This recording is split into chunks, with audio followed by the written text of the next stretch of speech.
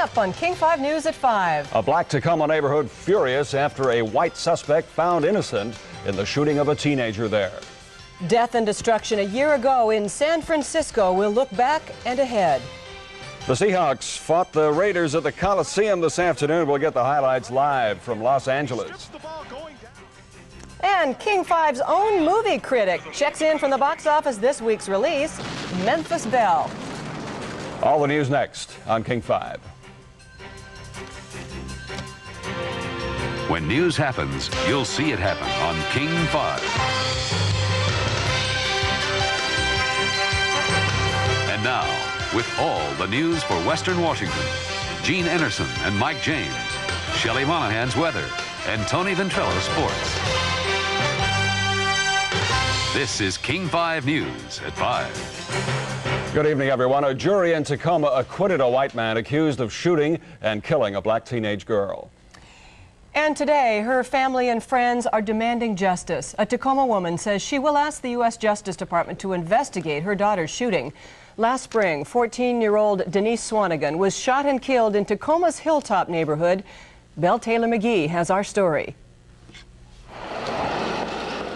Neighbors were too afraid to talk on camera today in what seems to be a quiet neighborhood near South K Street. But they say the tension caused by the shooting of a young Tacoma girl last spring still hangs in the air. 14-year-old Denise Swanigan was shot to death after Swanigan and a group of young people chased Devon Anderson to his home. Anderson, who is white, said he feared for his life when he returned with a shotgun firing into the crowd, shooting Swanigan in the back. A week ago, an all-white jury acquitted Anderson of murder. Anderson's family maintains he was pushed too far, but key leaders in the African-American community say, had the situation been reversed, Swanigan white and Anderson black, the jury's verdict might have been different. Lord, we call upon you because we know an injustice has been wrought. Today in Tacoma, about 200 people held a vigil for Swanigan, including the victim's mother, who believes the shooting was racially motivated. She was begging for her life before she was shot. And for someone to beg for their life and then turn around and run and you shoot them anyway, you'd have to be a cold person. Paula Swanigan is asking the U.S. Justice Department to investigate the shooting, claiming her daughter's civil rights were violated. But many people said they hope today's vigil will have a healing effect on the community.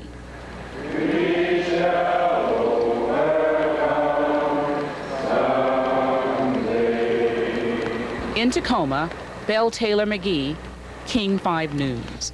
Anderson is still in custody on charges not related to this shooting. Mike? This afternoon, the mother of a sexual abuse victim went into a Renton neighborhood to let that community know a convicted sex offender is living nearby. Hi. Hello. I just wanted to hand you these and tell you for you to be aware of this man lives in your neighborhood.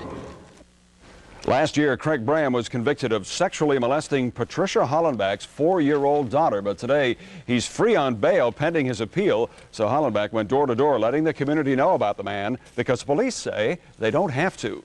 They let the community know after he has in fact served his time in prison. Hollenbach is also arranging to get the handbills posted at schools and in apartment complexes, also in video stores and even in a tavern. She says she wants others to be spared the trauma and the sorrow of her own family. Police are saying today there are still no suspects in the attempted abduction of a 12-year-old Bellevue boy. The man approached the boy Wednesday as he walked near Eastgate Elementary.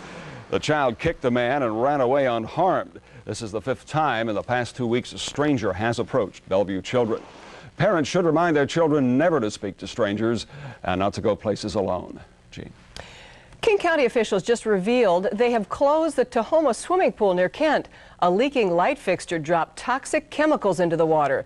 The pool, in fact, has been closed since September 25th. That's when the accident actually happened.